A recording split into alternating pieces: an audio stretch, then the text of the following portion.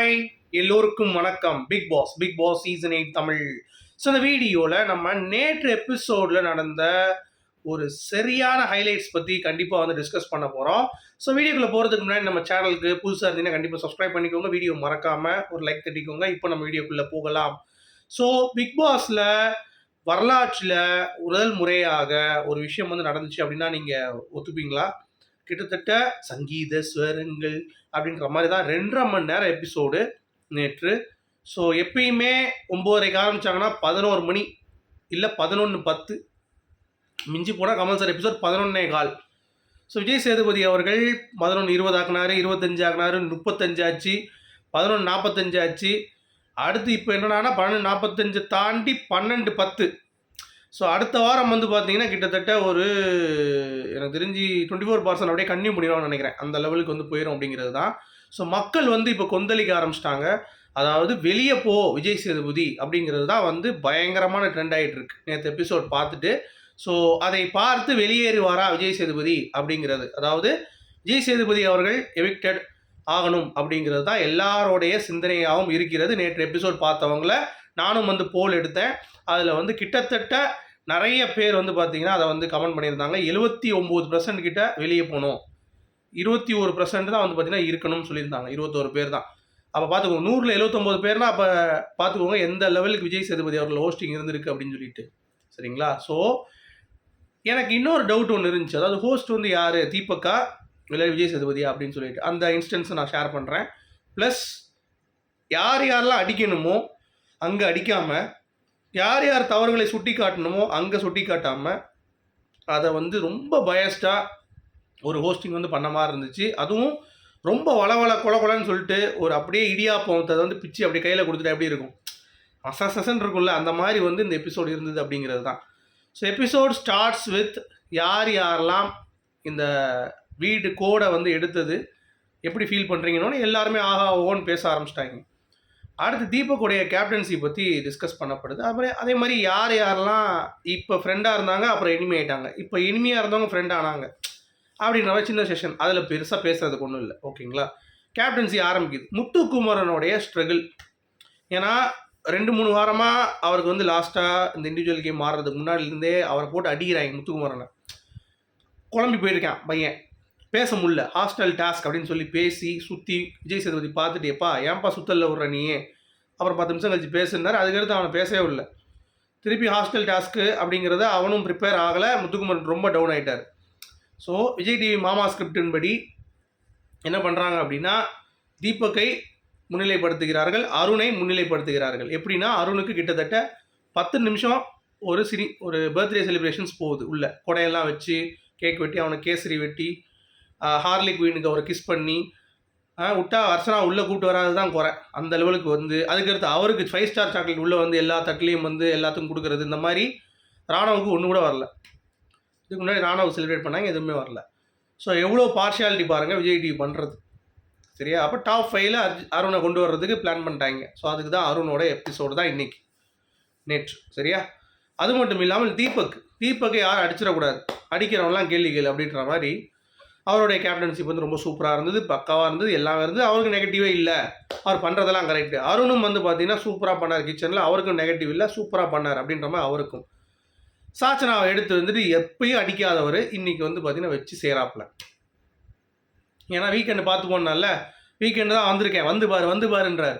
இல்லை சார் நான் அப்படி சொல்ல சார், நீ சொல்லு பரவாயில்ல, சொல்லி தான் பாரு அப்படின்ற மாதிரி அந்த பொண்ணை போட்டு பேசி தீபக் இஷ்யூவில் அந்த பொண்ணு என்ன பாயிண்ட் பேசுவார்னே மறந்துடுச்சு. முத்துக்குமரன் எடுத்து கொடுப்பான், அவர் லிசன் பண்ண மாட்டாரு, பேச விட மாட்டாரு அப்படின்ற பாயிண்ட்டே விட்டுட்டு பவுலு, அது எப்படி பவுலு, இந்த மாதிரி பவுலு 2 பவுல் ஆனந்தி சாப்பிட்டா ஒன்று, இதை சாப்பிட்டா ஒன்றுன்னு சொல்லிட்டு ஆனந்தி எழுப்பி விட்டு, ஆனந்தி எனக்கு தெரியவே தெரியாதுன்னு அவங்க ஒரு பல்ட்டி அடித்து தீபக் கேப்டன்சியில் பூவை கட் பண்ணுறேன்னு சொல்லி ஆனந்தி சொல்லிட்டு இருந்தாங்க. இப்போ வந்து பார்த்தீங்கன்னா எனக்கு வந்து அந்தளவுக்கு தோணலை சார் அப்படின்ற மாதிரி சொல்லி உட்காரு அப்படிங்கிறது உட்கார வச்சிட்டார். அப்புறம் சௌந்தர்யா எந்திரிக்கிறப்ப அவங்களுக்கு வந்து பார்த்தீங்கன்னா செம்ம கிளாப்ஸ் வருது. ஆனால் எனக்கு தெரிஞ்சு அவங்களுக்கு ஃபேன்ஸ் இருக்கிறாங்களா இல்லையா அதை தாண்டி ஏதோ அந்த ஷோவுக்கு 2வது வாரத்துலேருந்து அவங்க வந்து கொடுத்துட்ருக்காங்க. சண்டை போடுறதுலேருந்து ஏதோ ஒன்று கத்துறதுலேருந்து ஏதோ ஒன்று பண்ணிகிட்டு இருக்காங்கிறப்ப சரி அது மக்களுக்கு ஏதோ பிடிச்சிருக்குன்னு சொல்லி தட்டுறாங்க போல தெரியாது. அது ஒன்று நம்ம பாராட்டி ஆகணும். Right, okay, super. சரி இப்போ இதெல்லாம் ஓகே, பட் நம்மளுடைய கேள்வி என்ன, விஜய் சேதுபதி அவர்கள் தீபக் கேப்டன்சியை பற்றி பேசும் பொழுது ஒருத்தவங்க வந்து சொல்கிறாங்க சாச்சனா அப்படிங்கிறப்ப அதை வந்து நியூட்ரலைஸ் பண்ணவே விட மாட்டுறாங்க. தீபக் அவர்கள் லிசன் பண்ண விட மாட்டாருன்னு நல்லா தானே பண்ணுறாரு, அவர் கரெக்டாக தானே பண்ணுறாரு அப்படின்ற மாதிரி விஜய் சேதுபதி வந்து ரொம்ப ஸ்ட்ரெஸ் பண்ணுறாரு. அதாவது ஒழுங்காக இருந்தால் அவங்களுக்கு கோவம் வருதா? த பாயிண்ட் இஸ் தீபக் வந்து ஒழுங்காக இருக்காரு, ரூல்ஸ் போட்டார், அதில் எந்த குறையும் இல்லை.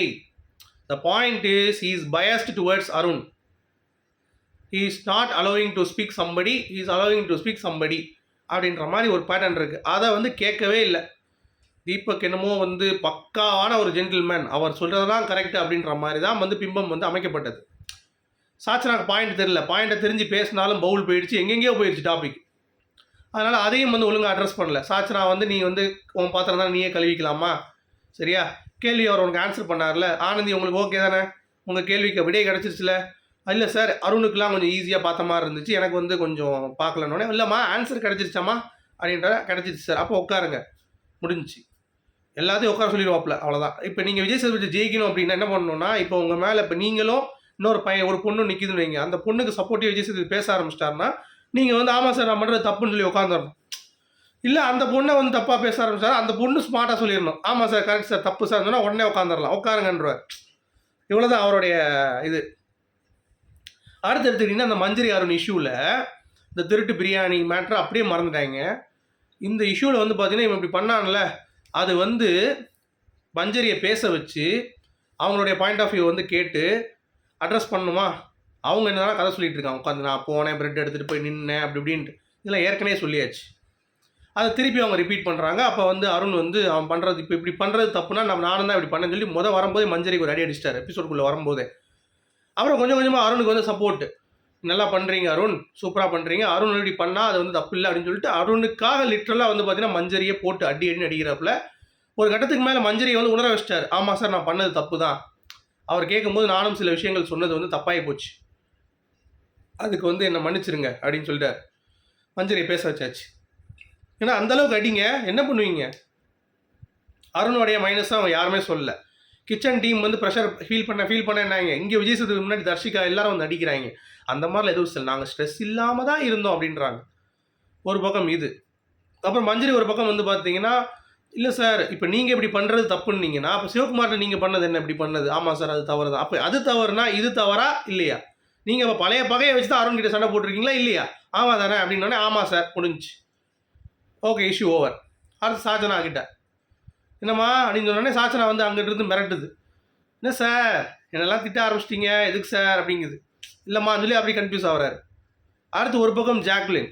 ஸோ ஜாக்லின் வந்து பார்த்தீங்கன்னா இந்த விஷயத்தில் சௌந்தர்யாவை ஏற்கனவே கிச்சன் டீமில் அவங்களுக்கு தெரியுமா, அப்படி இருந்தும் பேசலை, அதை வந்து ஒரு குறையாக எடுத்து காட்டல. ஏன்னா சௌந்தர்யா கிளாப்ஸ் இருக்குது, மக்கள் வந்து நல்லா ரசிக்கிறாங்க.